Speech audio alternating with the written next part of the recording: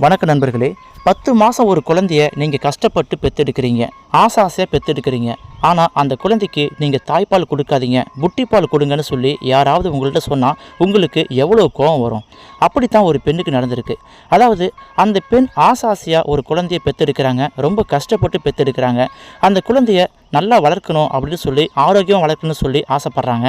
அந்த குழந்தைக்கு தாய்ப்பால் கொடுக்கும் பொழுது அவங்க மாமியார் வந்து, இங்கே பாருமா, நீ ஏன் தாய்ப்பால் தாய்ப்பால் தராத, புட்டிப்பால் கொடு, இப்போலாம் அதான் ஃபேஷன் அப்படின்னு சொல்லி அந்த மாமியார் வந்து தடுக்க ஆரம்பிக்கிறாங்க. இதனால் அந்த மருமகள் பயங்கரமாக அதிர்ச்சி ஆகிறாங்க. என்னடா இது, குழந்தைக்கு தாய்ப்பால் கொடுக்கணும், அதுதானே ஆரோக்கியம்னு சொல்லுவாங்க. ஆனால் நம்ம மாமியார் வந்து தாய்ப்பால் கொடுக்காத, புட்டிப்பால் கொடுன்னு சொல்கிறாங்களே, இதுக்கு பின்னாடி என்ன காரணம் இருக்குன்னு சொல்லி அந்த பெண் குழம்பி போயிருக்காங்க.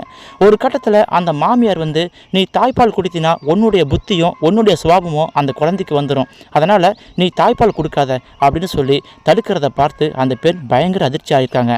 குழந்தை ஆரோக்கியமாக இருக்கணும்னா கண்டிப்பாக 3 வயசு வரைக்கும் தாய்ப்பால் கொடுக்கணும்னு சொல்லி எல்லாரும் சொல்லுவாங்க. அட்லீஸ்ட் 2 வயசு வரைக்குமாவது தாய்ப்பால் கொடுத்தா தான் அந்த குழந்தைக்கு ஆரோக்கியமும் நோய் எதிர்ப்பு சக்தியும் கிடைக்குன்னு சொல்லுவாங்க. ஆனால் இந்த மாமியார் எதுக்காக அந்த குழந்தைக்கு தாய்ப்பால் கொடுக்காத, புட்டிப்பால் கொடுன்னு சொல்லணும், இதுக்கு பின்னாடி என்ன காரணம் இருக்குன்னு சொல்லி ஒரு மிகப்பெரிய அதிர்ச்சி சம்பவமே இருக்குது. இந்த சம்பவத்தை நீங்கள் கடைசி வரைக்கும் கேட்டிங்கன்னா உண்மையாலுமே அந்த மாமியாரை நீங்கள் பயங்கரமாக திட்டுவீங்க. சரி வாங்க, அந்த மாமியாருக்கு மருமகளுக்குள்ள என்ன நடந்துச்சுன்னு பார்க்கலாம். தாய்ப்பாலை விட பால் பவுடர் தான் ரொம்ப நல்லது, இந்த மாதிரி யாராவது சொல்லுவாங்களா? அதை நீங்கள் கேள்விப்பட்டிருக்கீங்களா? எங்கள் வீட்டில் இந்த கதை நடந்திருக்குங்க. எனக்கு பிரசவமாகி ஒரு ஆண் குழந்தை பிறந்துச்சு. அம்மா வீட்டில் 5 மாதம் இருந்தேன். 6வது மாதம் கணவரின் வீட்டுக்கு வந்துட்டேன். அப்போதிலிருந்து எனக்கு என்னோட அம்மா வீட்டிலிருந்து ஏன் வந்தோம் அப்படின்னு நினைக்கிற மாதிரி எனக்கு எங்கள் வீட்டில் பாடாப்படுத்திட்டாங்க. என்னுடைய குழந்தைய குளிக்க வைச்சாலும், மருந்து போட்டாலும், தூங்க வைத்தாலும் அதை நான் மட்டுமே செய்வேன். வேற யாரும் உதவிக்கு கூட வர மாட்டாங்க. என் மாமியார் குழந்தைய தூக்க கூட செய்ய மாட்டாங்க. ஒரு நாள் திடீரென்று குழந்தை அதிகமாக அழ ஆரம்பிச்சிட்டான். நானும் எவ்வளவோ சமாதானம் செய்து பார்த்து விட்டேன், விளையாட்டு காட்டி விட்டேன். ஆனால் அவன் அழுகையை மட்டும் என்னால் நிப்பாட்ட முடியல. சரி, ஹாஸ்பிட்டலுக்கு கூட்டு போலான்னு சொல்லி நாங்கள் எல்லாம் தயாரானோம். கிளம்பிய உடனே திடீரென்று அழுகையை நிப்பாட்டி விட்டு தூங்க ஆரம்பிச்சிட்டான் என் பையன். நாங்கள்லாம் அப்போதான் நிம்மதியானோம். அப்போ ஒரு குரல் கேட்டுச்சு, அவனுக்கு பால் பத்தல, அதனாலதான் குழந்தை இவ்வளவு நேரம் அழுதுகிட்டு இருக்கான். எதுக்கு இன்னமும் தாய்ப்பால் கொடுத்துட்டு இருக்க? அதை நிப்பாட்டி விட்டு பவுடர் பால் போடு, பவுடர் பால் போட்டா குழந்தை புசு புசுன்னு நல்லா குண்டா வளரும் அப்படின்னு சொன்னாங்க. இந்த குரல் யாருடைய குரல்னா என் மாமியார் குரல். என் மாமியார் தான் வெளியே இருந்து கத்துறாங்க, ஏன் அவனுக்கு பால் கொடுத்துட்டு இருக்க, உனக்கு தான் பால் பத்தல, பேசாம பவுடர் பாலை கலக்கி கொடு அப்படின்னு சொன்னாங்க. எனக்கு பயங்கர கோவம் வந்துருச்சு. எனக்கு பால் நல்லா ஊறுது, நான் ஏன் பவுடர் பாலை கலக்கி கொடுக்கணும்னு சொல்லி என் மனசுல தோணுச்சு. ஆனா கேட்க முடியல. காரணம் என்னன்னா, என் வீட்டுக்காரரும் அவங்க அம்மா கிட்ட சேர்ந்துக்கிட்டு, ஆமா உனக்கு தான் பால் பத்தல, அம்மா சொல்ற மாதிரி பவுடர் பாலை கலக்கி கூட அப்படின்னு சொல்லி அவங்க அம்மாவுக்கு ஆதரவா பேச ஆரம்பிச்சிட்டாரு. என் வீட்டுக்காரரும் இப்படி சேர்ந்துக்கிட்டு பேசும்பொழுது எனக்கு மனசு ரொம்ப கஷ்டமா போயிடுச்சு. என்னடா இது, தாய்ப்பால் தான் உலகத்துல சிறந்ததுன்னு சொல்லுவாங்க, இங்க என்னடான்னா பவுடர் பாலை கூட தாய்ப்பாலை நிப்பாட்டுன்னு சொல்றாங்க. எனக்கு தாய்ப்பால் சுரக்கலன்னு சொல்லி நான் சொன்னா இவங்கெல்லாம் முடிவு பண்ணி பேசுறாங்கன்னு சொல்லி எனக்கு கோவம் வந்துச்சு.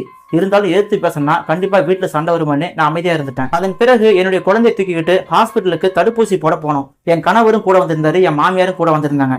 தடுப்பூசி போட்ட பிறகு குழந்தைக்கு என்னென்ன ஆகாரம் கொடுக்க வேண்டும் என்று நர்ஸ் சொல்லிட்டு இருந்தாங்க.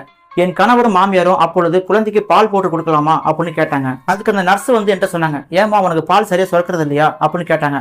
அதெல்லாம் ஒண்ணும் இல்லை சிஸ்டர், எனக்கு பால் நல்லாவே சுரக்குது அப்படின்னு சொல்லி சொன்னேன். அப்புறம் ஏன் உங்க வீட்டுக்காரும் உங்க மாமியாரும் பால் போட்டு கொடுக்கலாமா அப்படின்னு சொல்லி கேட்கறாங்க என்று அந்த செவிலியர் என்று சொல்லும் பொழுது, இல்லைங்க சிஸ்டர், எனக்கு தாய்ப்பால் நல்லா சுரக்குது, ஆனா எங்க வீட்டுல எல்லாம் குழந்தை புசு புசுன்னு கொழுன்னு இல்லைன்னு சொல்லி ஃபீல் பண்றாங்க. எனக்கு தாய்ப்பால் சரியா வரலன்னு சொல்லி அவங்களே முடிவு பண்றாங்க. எனக்கு தாய்ப்பால் நல்லா தான் சுரக்குது, சொன்னால் நம்ப மாட்டாங்க. நீ தாய்ப்பால் நிப்பாட்டிட்டு பவுடர் பாலை கொடு, அப்பதான் குழந்தை கொழுன்னு இருக்குன்னு சொல்லி சொல்றாங்க. எனக்கு ரொம்ப கஷ்டமா இருக்கு அப்படின்னு சொல்லி என்னுடைய ஃபீலிங்கை அந்த செவிலியர்கிட்ட சொன்னேன். இதை கேட்ட உடனே அந்த நர்ஸ் செம்ம கடுப்பாயிட்டாங்க. எங்க கணவரை பார்த்து, உங்களுக்கு எல்லாம் அறிவு இருக்கா இல்லையா? பெத்த குழந்தைக்கு பால் கொடுக்க முடியாம எத்தனை பேர் அவதிப்படுறாங்க உங்களுக்கு தெரியுமா? இந்த காலத்துல குழந்தை பெற்றுக்கிறது மட்டும் ஆச்சரியம் இல்லை, பெத்த குழந்தைக்கு தாய்ப்பால் கொடுப்பதுதான் ஆச்சரியமே. நீங்க என்னதான் ஆயிரக்கணக்கில் செலவு பண்ணி பால் பவுடர், பேபி ஃபுட்னு வாங்கி காஸ்ட்லியா வாங்கி கொடுத்தாலும் அது தாய்ப்பாலுக்கு இணையா ஒருபோதும் வராது.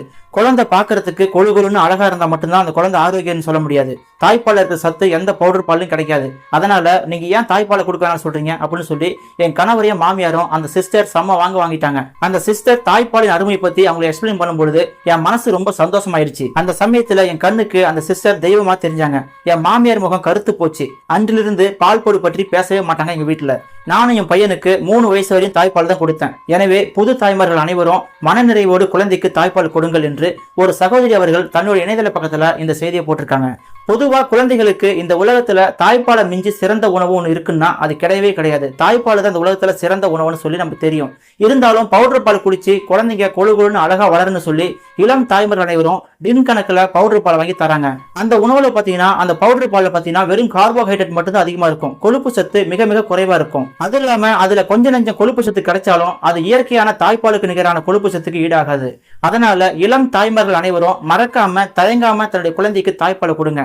அதுக்கு கொஞ்சமாவது தாய்ப்பால் கிடைச்சா கண்டிப்பா அந்த குழந்தைக்கு பிற்காலத்துல நல்ல சக்தி கிடைக்கும்னு சொல்லி இந்த பெண் அவர்கள் தன்னுடைய இணையதளத்துல பகிர்ந்திருக்காங்க. இந்த செய்தியை பற்றி உங்கள் கருத்துக்களை கமெண்ட் செக்ஷன்ல சொல்லுங்க. நம்ம வீடியோ பிடிச்சிருந்தா லைக் பண்ணுங்க, உங்க ஃப்ரெண்ட்ஸ்க்கு ஷேர் பண்ணுங்க. நீங்க நம்ம சேனலுக்கு புதியதா இருந்தா நம்ம சேனலை சப்ஸ்கிரைப் பண்ணிக்கொண்டு கூட வர பெல் சிம்பலை கிளிக் பண்ணுங்க. அதில் ஆளுங்கிற பெல்லை மறக்காம கிளிக் பண்ணிக்கங்க. அப்பதான் நாங்க போற செய்திகள் ஒவ்வொன்றும் உங்களுக்கு தவறாமல் வந்து சேரும். மீண்டும் ஒரு நல்ல தகவலோடு அடுத்த வீடியோவில் சந்திக்கலாம். தேங்க்யூ ஃபார் வாட்சிங். இது போன்ற உண்மை சம்பவங்கள் உங்களுக்கு உடனுக்குடன் வந்து சேர வேண்டும் என்றால் நமது சேனலை சப்ஸ்கிரைப் பண்ணிக்கொண்டு கூட வர பெல் சிம்பலை கிளிக் பண்ணிக்கங்க. அதில் ஆளுங்கிற பெல்லை மறக்காம கிளிக் பண்ணுங்க. மனதை நெகிழ வைக்கக்கூடிய சுவாரஸ்யமான செய்திகளை உடனுக்குடன் தெரிந்து கொள்ள நமது சமூக திரை சேனலை சப்ஸ்கிரைப் பண்ணிக்கொண்டு ஆதரவை தாருங்கள்.